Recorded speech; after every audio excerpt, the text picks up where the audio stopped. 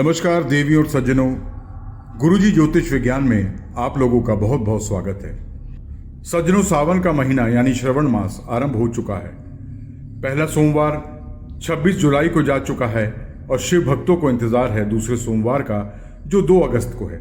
श्रवण मास का आरंभ आयुष्मान योग में हुआ है, जो सभी के लिए कल्याणकारी रहेगा। पावन श्रवण मास भगवान शिव और उनके परिवार की विधि पूर्वक पूजा की जाती है।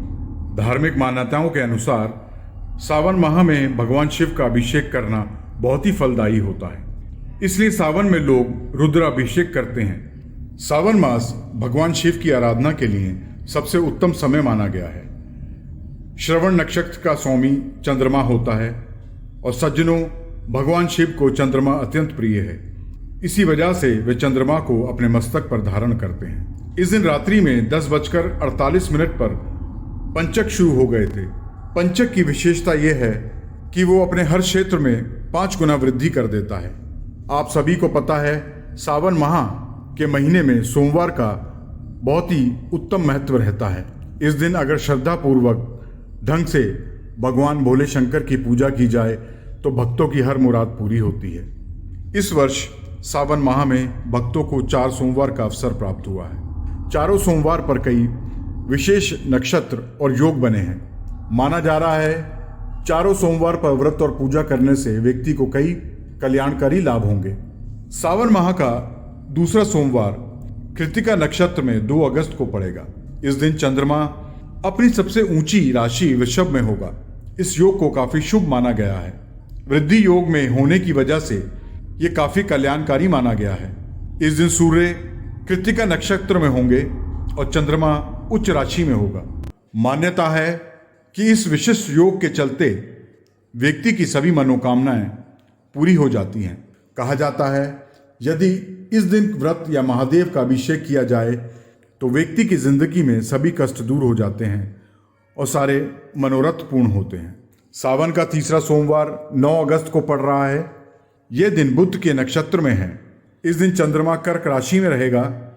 वहीं करीब 9:50 पर वह सिंह राशि के भीतर गोचर करेगा। मान्यता है इस दिन भी भगवान शिव का जल अभिषेक करें तो व्यक्ति के जीवन में सारी परेशानियों का अंत हो जाता है। परिवार के भीतर शांति का वास होता है। सावन महीने का चौथा सोमवार 16 अगस्त में पड़ रहा है। इस दिन शनि के नक्षत्र में अनुराधा का आरंभ हो रहा है। इस दौरान चंद्रमा अपने सबसे नीचे की राशि वृश्चिक में होगा।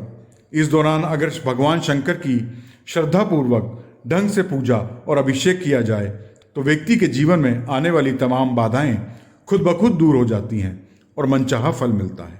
शिव पुराण के अनुसार सावन माह में भगवान शिव और माता पार्वती भूलोक पर निवास करते हैं। पौराणिक कथा के अनुसार समुद्र मंथन सावन मास में हुआ था। इस मंथन में विष निकला था तो चारों तरफ हाहाकार मच गया था। संसार की रक्षा के लिए भगवान शिव ने विष को कंठ में धारण कर लिया था।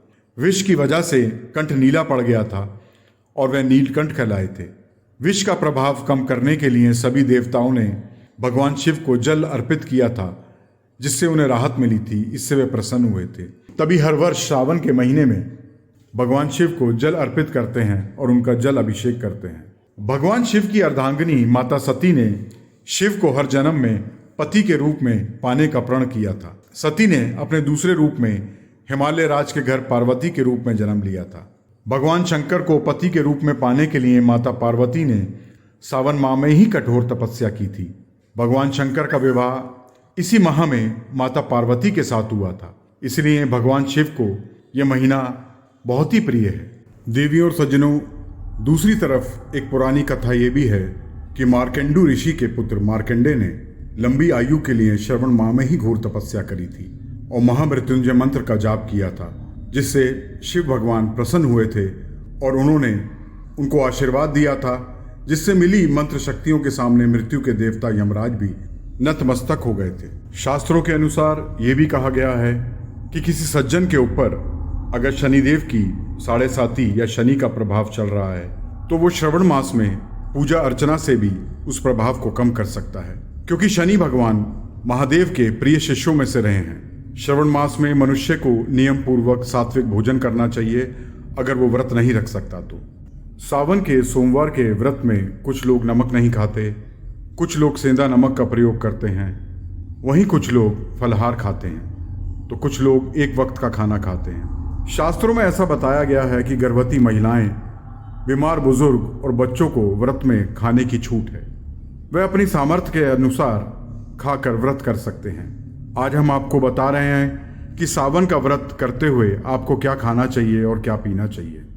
सावन के सोमवार में आप सबसे पहले स्नान करके शिवलिंग को जल चढ़ाएं, पूजा पाठ करें, चंदन लगाएं, फूल, धतूरा, बेलपत्ते शिवलिंग को अर्पित करें। उसके बाद आप थोड़ा पानी में गुड़ या मिश्री ले सकते हैं, नींबू पानी की शिकंजी बना के पी सकते हैं। उसके थोड़ी देर बाद या तुरंत आप जल ग्रहण करने के बाद थोड़ी मूंगफली खा सकते हैं भून करके। इसको खाने से आपको भूख नहीं लगेगी। स्नैक्स के तौर पे आप थोड़े ड्राई फ्रूट्स ले सकते हैं, सूखी मेवा, आप मखाने खा सकते हैं। मखानों में फाइबर ज़्यादा होता है, इससे आपको भूख ज़्यादा नहीं लगेगी। दोपहर को आप आलू उबाल के उसे ज़रा से जीरे में फ्राई करें, आप उसे खा सकते हैं। आप लौकी, कद्दू, अरबी भी खा सकते हैं। शास्त्रों में इन सब्जियों को शुद्ध सात्विक माना गया है, आप इन्हें व्रत में खा सकते हैं। सब्जी बनाने में आप सेंधा नमक, जीरा और हरी मिर्च का प्रयोग कर सकते हैं। इन सब्जियों के साथ में आप कूटू सिंगाड़े के आटे की पूरी बना के खा सकते हैं, रोटी बना के खा सकते हैं। आप फल खाइए। शाम के समय आप भोले शंकर के सामने आप मंदिर जा सकते हैं। आप घर में भी ये काम कर सकते हैं। शंकर भगवान के सामने घी का दीपक जलाएं और अपने व्रत में अगर आपसे कोई भूल चूक हुई है तो उसकी माफ़ी मांगें। सज्जनों, एक बात हम लोग आपको कहना चाहेंगे कि कोई भी व्रत, कोई भी मंत्र, कोई भी अर्चना, कोई भी पूजा आप दिल लगा कर करें। आप मान सकते हैं कि आपका दिल एक बीज है। अगर हम किसी फल के बीज को चाहे उल्टा या सीधा अगर हम ज़मीन में गाड़ते हैं, उसको पानी देते हैं, लेकिन जब भी उसमें से पौधा निकलता है तो वो सीधा ही जाता है। इसी प्रकार आप अपना दिल भगवान के चरणों में अर्पित करिए। आप अपनी आत्मा से पूजा करिए, अपनी आत्मा से अर्चना करिए। आप जैसे भी करें, चाहे आपका मंत्र गलत हो जाए, आपने व्रत में भी कोई भूल चूक कर दी हो, लेकिन अगर आपने दिल से और आत्मा से ऊपर वाले की पूजा और अर्चना करी है तो उसका फल आपको ज़रूर प्राप्त होगा। सज्जनों, अगर हमारे विचार आप लोगों को पसंद आए तो हमारे इस धारावाहिक को ज़रूर लाइक कीजिएगा, सब्सक्राइब कीजिएगा और अपने मित्रों को शेयर ज़रूर कीजिएगा। धन्यवाद।